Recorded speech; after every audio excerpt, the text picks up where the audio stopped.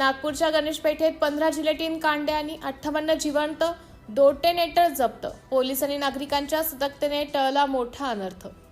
नागपूरच्या वधईच्या गणेशपेठेत परिसरातील दोसर वैश्य चौकात एका दुकानाबाहेर तब्बल 15 जिलेटिन कांड्या आणि 58 जिवंत डोटेनेटर सापडल्याने मोठी खळबळ उडाली आहे। विशेष म्हणजे ही घातक स्फोटके एका बेवारस पिशवीत मागील महिनाभरापासून पडून होती। स्थानिक नागरिकांनी दाखवलेली सजगता आणि पोलिसांनी दाखवलेली कामगिरीची कमालीची तत्परता यामुळे नागपूर शहरात एक मोठे संभाव्य संकट वेळीच टळले आहे। घटनेची माहिती मिळताच पोलीस आयुक्त रवींद्र कुमार सिंगल यांनी स्वतः घटनास्थळी धाव घेत तपासाची सूत्रे आपल्या हाती घेतली। त्यांच्या प्रगल्भ मार्गदर्शनाखाली आणि प्रत्यक्ष उपस्थितीमुळे पोलीस दलाचा आत्मविश्वास दुणावला असून बॉम्ब शोधक आणि नाशक पथकाने अत्यंत सुरक्षितपणे ही स्फोटके हस्तगत केली आहेत।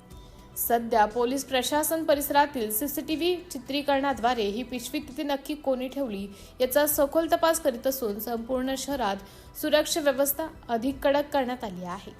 सिटी इंडिया न्यूजसाठी प्रतिनिधी चंदू मडावी। आज काही डेटोनेटर्स आम्हाला इथे मिळालेले आहे गणेशपेठची हद्दीमध्ये पोलीस स्टेशनची, आणि त्याच्यात जे आहे आम्ही इन्व्हेस्टिगेशन करतो आहे।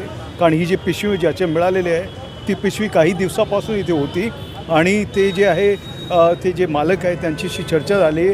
जवळपास 1 महिन्यापासून ते तिथे होते, पण त्यांनी काही सिरियसली घेतलं नाही। आज त्यांनी बाहेर जाऊन जसं बघितलं ते म्हणाले की असं होऊ शकतो आहे। मग आमची टीम आली, त्यांनी व्हेरीफाय केलेलं आहे। पैसोचे जे लोक आहेत ते पण आलेले आहे। आम्ही BDDS आमची टीम आहे, त्याचा अर्थ पुढची कारवाई आमची चालू आहे।